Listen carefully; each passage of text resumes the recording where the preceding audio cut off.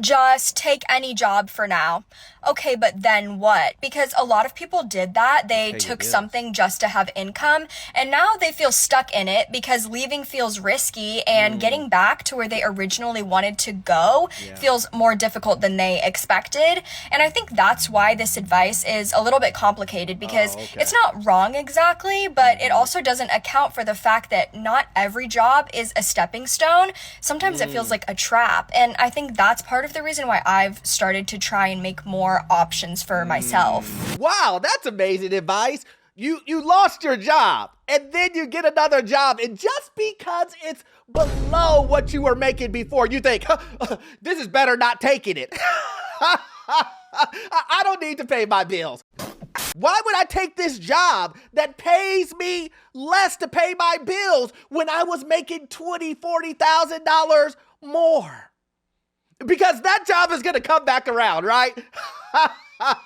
This is wonderful advice, especially if you love not paying your bills, especially if you love bankruptcy, if you love collection agencies. Boy, oh boy, you're gonna love this advice. That's a great idea.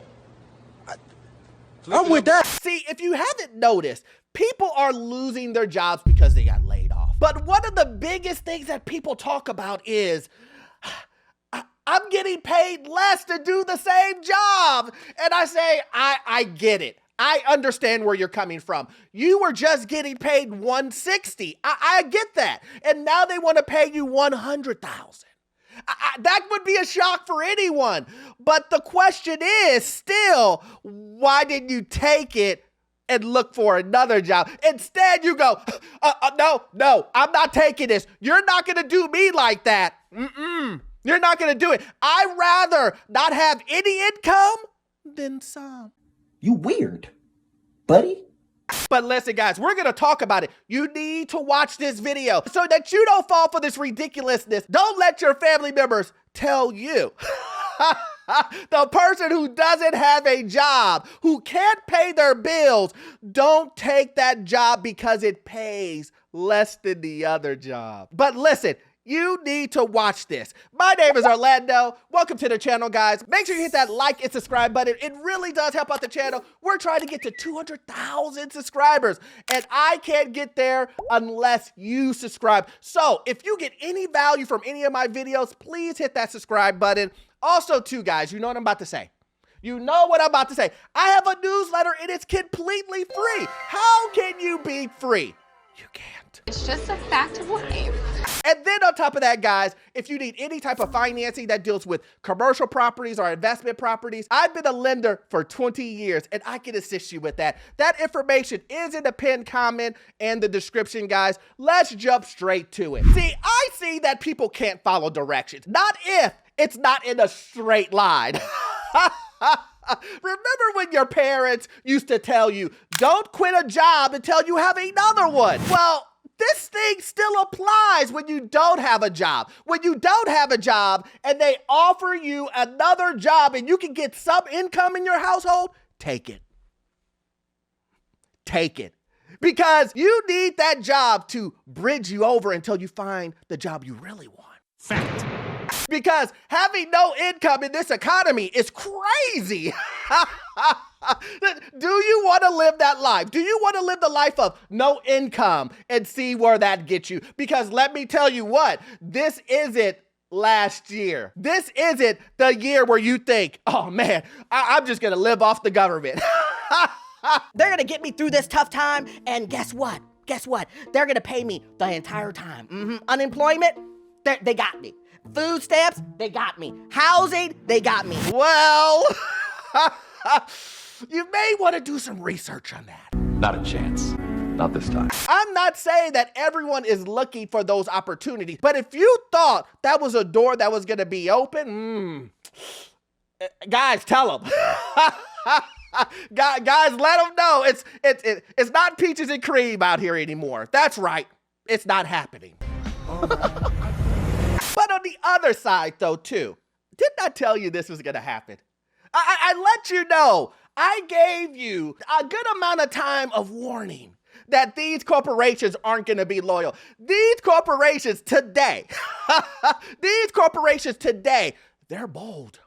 They're bold. See, they're laying people off and then rehiring them for the same exact job. 60%, 40% cheaper. Damn. Hey, listen. I was paying you $100K to do that job. Same job, 60K. Are you gonna take it? Are you gonna take it? Well, some people would let their ego say, no, Orlando, I'm not going to take it.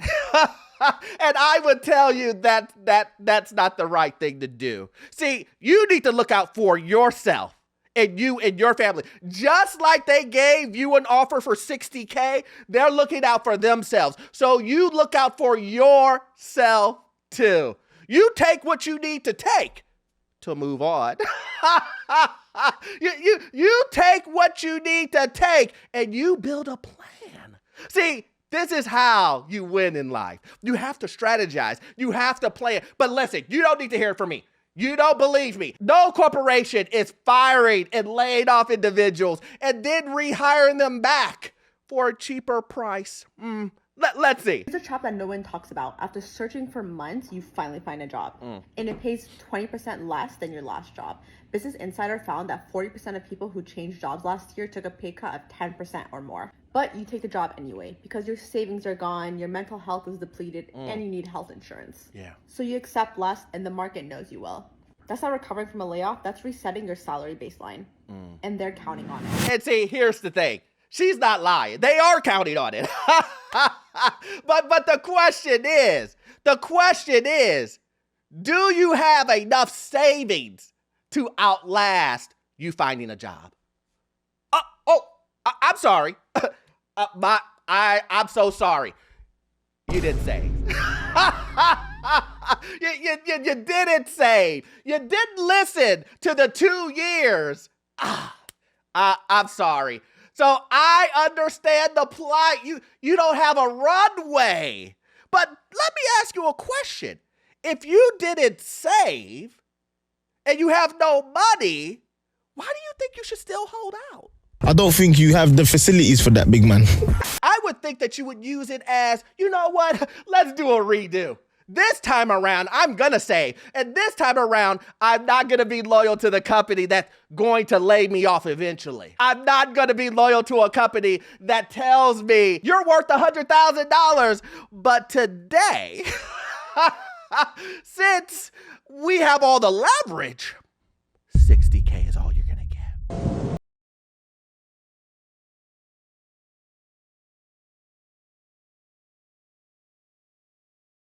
And some people would say, Orlando, don't you dare tell these people to accept a job to get health care so they don't go into bankruptcy, so that their credit doesn't deplete, so their house doesn't go into foreclosure, so they don't become homeless, so they can take care of their kids. Don't you dare tell them that.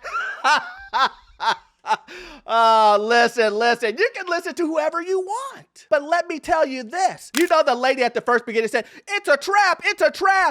For who?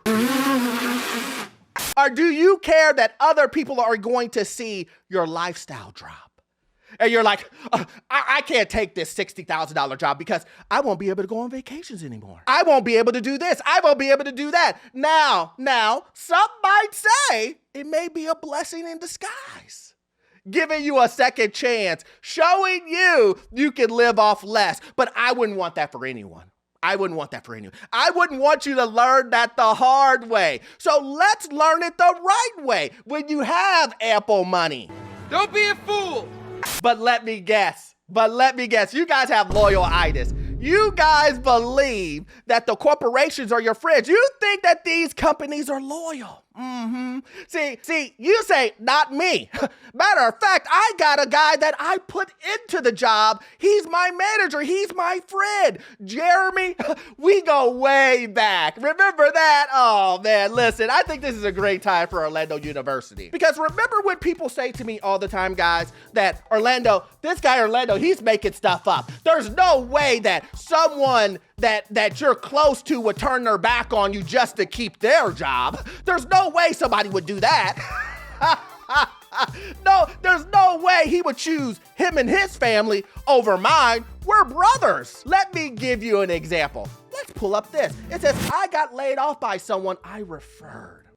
Corporate America is a cold place, but this one genuinely messed with my head. About 7 months ago, I vouched for someone to get into a lead role at my company. Since we had a history, I trusted them to be my eyes and ears and upper management. We know where this is going.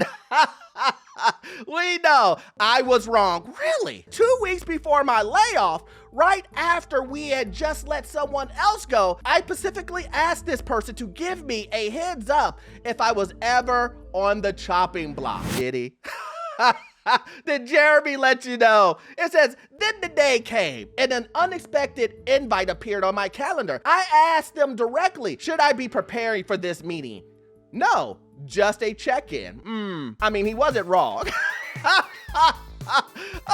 He wasn't wrong. He's like, you don't need to prepare for this because we're gonna lay you off. Friend, family. I've lost all levels of trust in management. Guys, this is what I'm talking about. If you haven't learned, these guys will do this to you. Jeremy does not care about you. You're not family. Matter of fact, Jeremy will lay you off and then rehire you for the $60K drop in salary. Welcome back, Dan. Come on, man. Listen, remember when I told you? Remember when I told you that I would let you know? I couldn't because I knew we were going to bring you back. Yes, it's $40K cheaper. But guess what? I kept my word. You got a job. Welcome back, man. Welcome back. It's a joke. And I know a bunch of people are going to say, Orlando, everybody knows this. No one's getting snuck anymore when it comes to these corporations. They're not fooling anyone. Everyone knows that corporations are not loyal now. It's reached the end of the world. I would disagree with you on that. I recently got let go from my job. Worked there for 2 years. Made really good money. Did amazing work for the company. And I got let go. Yeah. Not even for performance, just because budget cuts. So I have 2 federal laws to put out there that will make sure no layoffs ever happen again. 1, you have to slash everybody's salary at the top by at least 50% before you even get to the first manager. That kills most layoffs right there.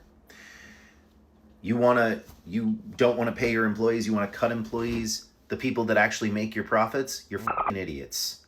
In place of that, you want to give the people at the top the highest percentage of pay. Go f*** yourselves. After all of them have taken a pay cut, if you still want layoffs, give every single person you lay off a year's salary with benefits. Make these 2 very small changes across the board, and no layoff will ever happen again. That sounds like a good idea. I just got one thing to add. What happens when the people at the top are making the laws? I mean, you're asking them to cut their own pay. I mean, do you think there's going to be a law stopping how much CEOs get paid? We should make that law. We should make that law. Do you think that law is going to pass? Never. It's never going to happen. So while you're waiting on laws to be passed that will never be passed, when you're waiting on rules and regulations and someone to be held accountable, you're going to be waiting forever. You're going to be like, they can't do this. They offered me $60K instead of my $100K. I'm going to write my congressman. You guys are going to get in trouble. Well, you're just going to be without a job for the next 3-4 years. And then your house is going to go into foreclosure. And then all of your bills are going to go into collection. Wait, what? Why? Because your ego, your pride, your ego, you care more about that than being homeless. It always goes back to the lady at the very beginning of the video. She's telling you guys, listen, while they're laying us off and they're giving us lower paychecks, don't take it. Don't take it. You better not take it, because if you take it, they won. But what happens to you? You lose. See, that's the issue. I'm not telling you to be loyal to a company. I'm telling you to be loyal to you. Do what you need to do for you and your family to get ahead. Let me say that again. Do what you need to do to take care of you and your family to get ahead. And if you have to, let me say this again. If you have to take your same job at a pay cut just to use that job as a stepping stone, why wouldn't you do it? Have you seen healthcare prices out here? Have you seen the prices of everything? Do you want to be set back further? And the only way that you should be doing this, and there's an asterisk on should, if you have savings to do this. If you have time to wait it out, which is all up to your interpretation. Tech companies are rewriting the labor pricing playbook, and they're delivering it at scale. And I know that 94% of us aren't in tech, but I'm going to tell you why you should still care about this. It's coming for every other sector next. You see, they started it by handing every new hire, on average, a $160,000 paycheck, which is a 2001 salary, to manage to their 2026 grocery bill. And in case you've missed it, we've had a 70% cost of living increase since 2001. Really? When the big tech layoffs started a few years ago, contractors were the ones that got cut first. NPR and Data Center Dynamics reported this in real time. They were cutting contractors before they even announced the full-time employee layoffs. No severance, no notice, no headlines. The goal was to protect the full-time employee for as long as possible. It's pretty textbook corp. Cut the flexible layer and preserve the core. But what's happening now is the exact opposite. In 2025, U.S. tech companies were displacing 674 full-time employees per day. In 2026, that pace is running closer to 1,000. This last January, we had the highest announced layoffs since 2009. That was a recession year, if you were there. So to recap, full-time employees are now being cut first, and they're being replaced at a fraction of the cost. And Bloomberg just put a number on it. Roughly half of layoffs that companies are attributing to AI will result in the same roles being rehired, just offshore or at lower salaries or as contractors with no benefits and an in-office mandate. And if you work in tech and you're not building AI, you're no longer in a protected category. AI is the new tech. Everything else is just labor. And that labor is what's getting repriced. Anyway, this is what labor repricing looks like. Tech is just pioneering it. Are you kidding me? Are you telling me that Apple and Google don't care about you? Mild shock. Are you telling me computer programmers and individuals who've been working in the tech industry for 20-something years are getting repriced? A guy who's been working at a tech company for the last 20-something years with a $400,000 salary, you're telling me he's getting repriced? Who would have said that this is going to happen? You know, 3 years ago when I was explaining to individuals that you think this is just happening in tech and that you would be crazy to believe that it's only going to be limited to tech. You thought, oh man, it's just the Google search engines, it's Apple, it's all of these tech companies. They're the one who's going to feel it. But me as a school teacher, no way. No way they would do this to me. Me as a mechanic, no way. I'm a truck driver, Orlando. They would never, my truck company would never do this to me. They need me. Yeah, I know, I heard that. That's corny. And I said, well, let me explain something to you. If you think that it's just going to be limited to tech, you're crazy. And now she's saying the same thing. Hey, listen, I'd rather you be late to the party than not come at all. So this is okay. I'm just pointing out to you guys. This has been happening. And if you don't believe, listen, if you don't believe it could happen to you, then just wait it out and see. Because here's the thing. Only person who cares about you making it further, you not going into bankruptcy, your financial well-being, you know who cares? You and yours. If you don't pay your bills, Amex coming after you. If you don't pay your bills, the utility bill's coming after you. If you don't pay your bills, you're evicted, foreclosed. Who does that? Listen, I saw my comments and I saw people saying, Orlando, this is great, but I'm tired of you telling people to save. I'm so sick and tired because you can't save your way out of poverty. You can't do it. So you're telling people wrong when you're telling them to save. That's not going to solve anything. Well, okay. Well, let's listen. At this point, we've cut everything. We've cut out, we've cut back, we've cut down, we've cut loose, we've cut up. What else are you all cutting? Next thing I could think of is we're cutting the air conditioning down and our oxygen off. Yeah. Like, I don't know what else. And people keep saying, cut your expenses. Yeah. Okay, done. Some of us have already cut subscriptions. We've cut eating out, random shopping. Yeah. We've cut all the extras and it still isn't enough. Eventually, the conversation has to stop being around cutting and being around earning. Because you can only cut once. Yes. But income has to grow. And sometimes it's not about finding the extra $20. It's about finding a way to make another $500,000 or $2,000, right? A promotion, a job, a new business, a side hustle. Yeah. Because once you've squeezed everything out that you can, something else has to change. Let me just give you a tip. If you cut everything, let's just say you cut everything and you still don't have enough money to pay your bills. Let's say it together. You're living above your means. Oh man, look, you found out. Oh man, I'm so happy for you.